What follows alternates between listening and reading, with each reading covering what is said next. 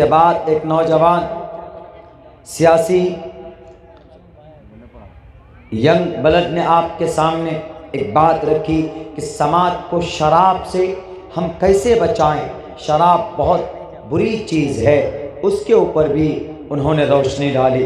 اگر آپ تعلیم یافتہ ہیں تو آپ جان پائیں گے کہ شراب کیا ہے، شراب پینے سے ہم کیا کیا گناہ کر سکتے ہیں، اور شراب اللہ کی نظر میں، شریعت کے نظر میں کتنی خطرناک چیز، کتنی مہلک چیز۔ آپ جب تک جانیں گے نہیں، جب تک آپ علم یافتہ نہیں ہوں گے تو آپ شراب کی برائیوں کو نہیں سمجھ سکتے۔ ایک ایسی خطرناک بیماری اور برائی اور گندی چیز ہے شراب۔ ہمارے نوجوان جب ٹھیپی پی لیتے ہیں، جب وہ سولوشن سونگھتے ہیں، جب وہ ٹیبلٹ کھا لیتے ہیں، جب وہ کوریکس لے لیتے ہیں، تو سب سے پہلے یہ تمام چیزیں ڈیمیج کرتی ہیں آپ کے کامن سینس کو، آپ کے عقل کو۔ اور شرابی کو آپ دیکھتے ہیں کہ جب وہ شراب پی لیتا ہے، نشے میں دھت ہو جاتا ہے، تو پھر وہ راستے میں لڑک لڑک کر چلتا ہے۔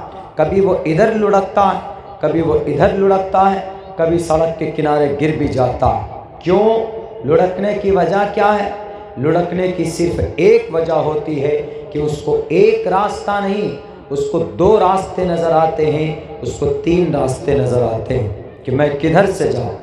ان کا جو عقل سلیم ہے، پہچاننے کی جو طاقت ہے، جو کیپیسٹی دماغ کی ہے، وہ کریش ہو چکا ہے، وہ ڈیمیج ہو چکا ہے۔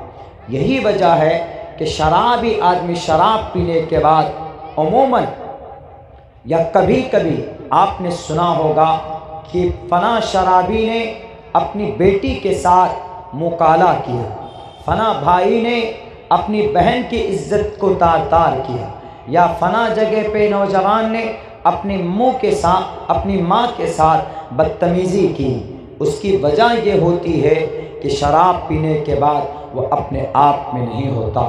خصوصاً ہمارے سماج میں، ہمارے سیمانچل میں نوجوان لوگ شراب پی کر آئیں گے، بیوی کے اوپر ظلم کریں گے، شراب پی کر آئیں گے، ماں باپ کو برا بھلا کہیں گے، تمام چیزوں کو بالائے طاق رکھ کر بس شراب کے نشے میں دھت ہو کر شراب کی ہی بولی بولتے ہیں۔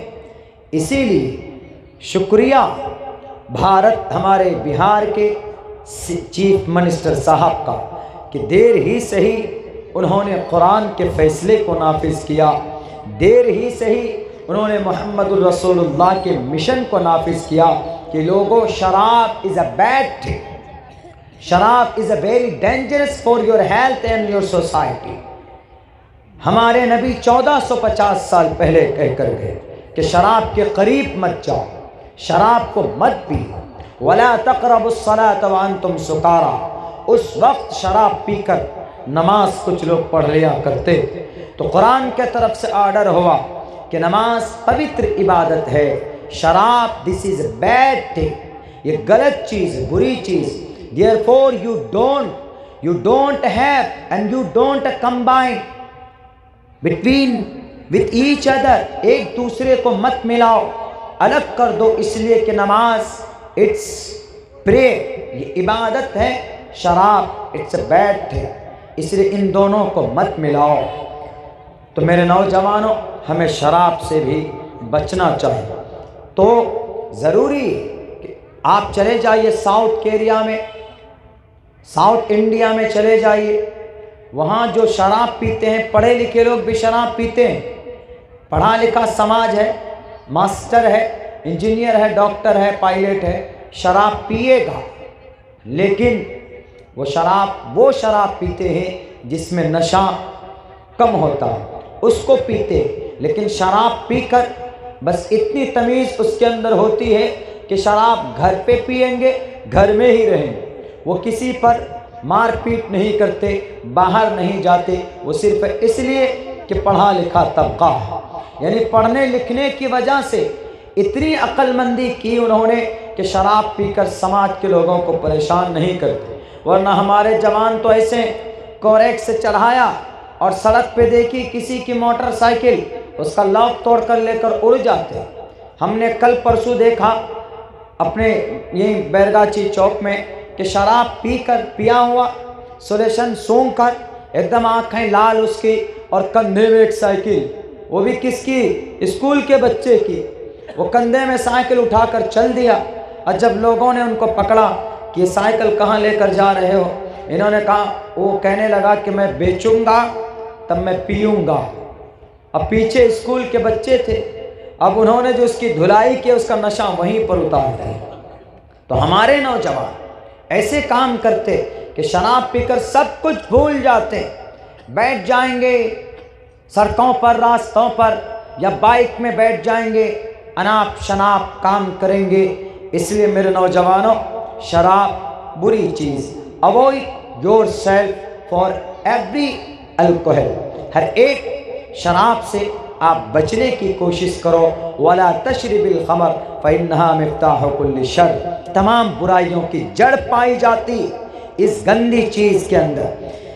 और शराब को हम शराब मुक्त समाज तभी कर सकते हैं जब हमारा बच्चा पढ़ा लिखा होगा। इससे कोई सरोकार नहीं कि आप बच्चों को मदरसों में पढ़ाएं, कि स्कूल में पढ़ाएं, लेकिन मैं ये कहूँगा कि सबसे पहले आप अपने बच्चे को मदरसे के अंदर तालीम दीजिए। नौशाद साहब सल्फी, इन्होंने जो मकतब यहाँ पे शुरू किया, नहीं था आपके इस गांव के अंदर पढ़ने पढ़ाने का कोई निज़ाम, लेकिन इन नौजवानों ने, बड़े हजरात ने, दानिश्वर लोगों ने इस गांव के मिल बैठकर, इन लोगों की मेहनत ने मकतब को आगे बढ़ाकर मदरसे की शक्ल में इसको कन्वर्ट किया। बहुत बड़ी चीज़, आपके इस गांव के सबसे बड़ा सरमाया है आपका इदारा। आप बातिल से मुकाबला नहीं कर सकते बिना तालीम के। 5 रोज पहले एक बड़े किसी ओहदेदार ने, किसी लीडर ने आपके कुरान पर एतराज़ किया कि हम 26 आयतों को निकालेंगे। सुप्रीम कोर्ट में याचिका दाखिल की, उसको मालूम नहीं, जहालत इतनी गालिब आ गई उस पर, वो पढ़ा लिखा नहीं है बल्कि इज्जतदार जाहिल है, सिर्फ इज्जतदार जाहिल है। इज्जत है अपने खुदाओं की नज़र में, अल्लाह के नज़र में उससे बड़ा मुजरिम कोई नहीं है। तुम अल्लाह के कुरान से 26 आयत को निकालने के लिए सुप्रीम कोर्ट में आपने दरख्वास्त डाल दिया।